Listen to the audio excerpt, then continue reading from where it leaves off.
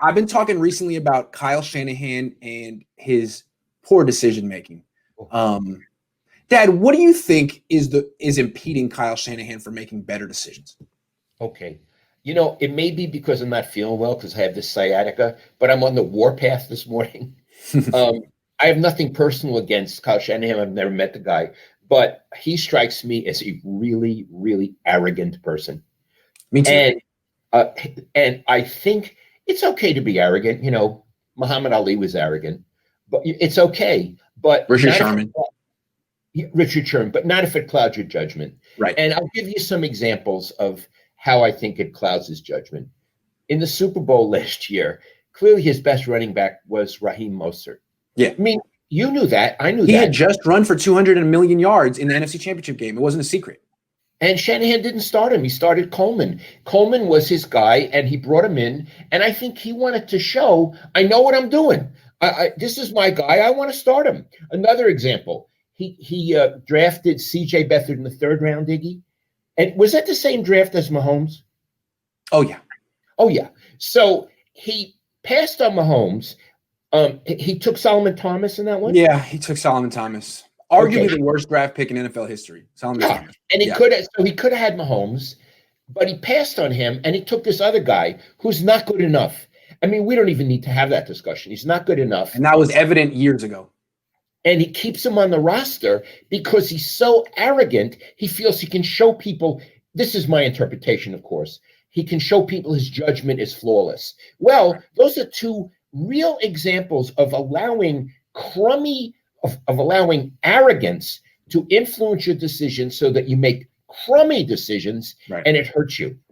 You understand drafting a guy like C.J. Beathard and making the mistake, but once he's on your practice field and you see him, once he's in the games and you see him, you should be able to look with unbiased eyes and make the right decision, because you can do that. I can do that. It doesn't take an expert to watch a practice and see this, say that NFL player is better than that NFL player.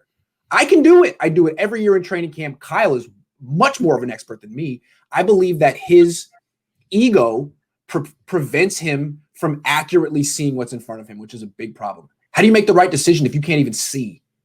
He can't see. And he needs someone in the organization, I don't believe he has one, who can say, you're not seeing.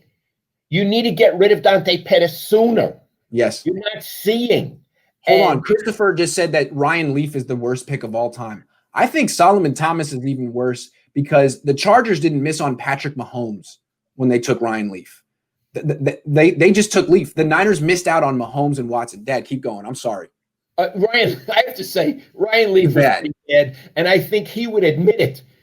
Oh, yeah, he's into that. He's into that. He's into that, right? Into the self, yeah. Yeah. Okay, so anyway, those were my three examples of his incredible arrogance. Again, he may be a very nice person. Then again, he may not. I don't know him, but he is very arrogant, and I believe that's getting in the way of him being a good head coach. Yeah, I mean, why is Trent Taylor still on the team? Kyle Shanahan's arrogance.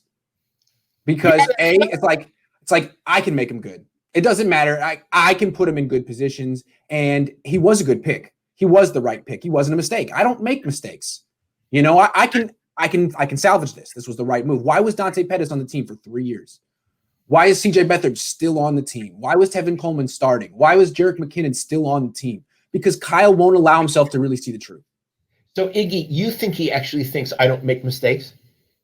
I don't make mistakes. I'm the smartest person here. The fact that this didn't work out was some bad luck here, or this guy messed up, or my thought process was right on the money, and I'll be damned if I say anything different. So he's more loyal to his ego than the team. Yeah. I read something recently where he said that he's a very friendly guy and he's friends with the players. Do you got a life-size picture of that? I mean, he might give him a high five here and there, but he doesn't seem like a very extroverted person. Right. You wouldn't think he's having a beer with the players. No. He's in the room thinking up plays. Yes. That's what he, right. Yes, absolutely. He seems like a brilliant introvert that would rather be by himself, listening to music, drawing up plays. Do you have a bug in your ear? Yeah, so just right in my ear. I was like, what are you doing? I didn't like it. It It's the Mike bugs. Pence one. You could get sciatica from You that. could get sciatica from that. I got a quiz for you. Okay. And I want you to be totally objective. Okay. I'm not looking for an answer. Okay. Better head coach, Shanahan, McVay. McVay.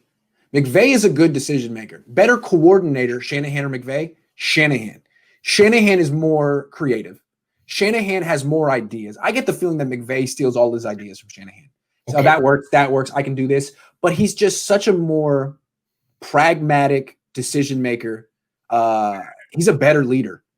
He's more positive. He's more upbeat. He's a better head coach, and the results show that. He's winning playoff games with a quarterback with a broken thumb. That's quite remarkable.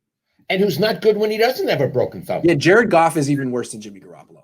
He's worse. Yeah. He's worse. Yeah. I want to say one thing about McVay. When they had big plays in their game last weekend, he ran down the field to greet the players, like Pete Carroll. Like Robert Saleh. And Shanahan, he's sort of like he's on to the next series. On to the next play. He's looking down. He's looking down. I almost get the feeling that if he could, he'd be up in the booth. But he can't because he's the head coach. He'd rather be up in the booth where it's quiet and he can concentrate. That's where he was on the Falcons. Hey, Iggy, Yeah. I get the feeling he would rather coach in his head than coach real people. Yeah, it's like what was that show on Netflix about Queen's Gambit, where she watches the game on the ceiling? That's him. He's watching the game on the ceiling. Yeah, and I don't think he particularly likes the part where you talk to the people. No, or the players mess up his plays. Right? Right, because his plays are all perfect and they mess him up. Yeah. Quarterback messes him up. One more thing about Kyle Shanahan and his arrogance, not letting him see. The most recent example is Mike McGlinchey. Mike McGlinchey is the worst right tackle in the league. He's a freaking embarrassment. He looks about 30 pounds underweight, and Kyle Shanahan can't see it. He's like, no, he's fine. It's just a few plays. He'll be good. I'll talk to him. He'll be great. He lost a little weight. Didn't they pick up his option? They said they're going to. Okay. So he's in complete denial because he must have said, he must have told a bunch of scouts, you're wrong. We're taking McGlinchey. That's the end of story. Right. And so for him, in spite of all the evidence that you've put out over the last few months, for Shanahan, he even said we would pick him again where we picked him. Right. That's classic Shanahan. It's not enough to just say, look, we're sticking with him. He's a good player. We'll figure it out. He has to take the extra leap and say, and we do it again, too. Well, congratulations. Standing ovation, Kyle. See, I like the phrase classic Shanahan. So how do you now, because we got a concept here. Yeah. Remember, I'm on my feet today. I'm on my toes, so I'm smart. Yeah. How do you define classic Shanahan? I wasn't wrong, and I'd do it again. Kyle, why didn't you run the ball in the second half of the Super Bowl? I wasn't wrong, and I'd do it again. It was the right call. Well, wonderful. When you get to the Super Bowl and lose the third one, I hope you say that again. It's really inspirational. I wasn't wrong, and I'd do it again. The Kyle Shanahan story. I love it. You could do T-shirts. I wasn't wrong, and I'd do it again. Yes, that's Kyle Shanahan. And he has like a legion of fans who say, he wasn't wrong, and he should do it again. He wasn't wrong. He just needs a great quarterback. Okay. Well, everyone just needs Aaron Rodgers. But you know what? You're not going to get Aaron Rodgers. So what are you going to do? He had a chance on Tom Brady. Yeah, he had a chance for Mahomes. Had a chance for Tom Brady. Brady's in the playoffs. He didn't get knocked out. Brady didn't get hurt this year. I don't know, man. Maybe Shanahan likes the excuse more than he wants to have the actual quarterback. Because when you have the quarterback, you have to produce. Yeah. It's like Don Nelson always used to tell me, I could win championships, but I never have a center. You know what, Don? Get a center. You know, He used to tell me, I never got a center. We'll get one.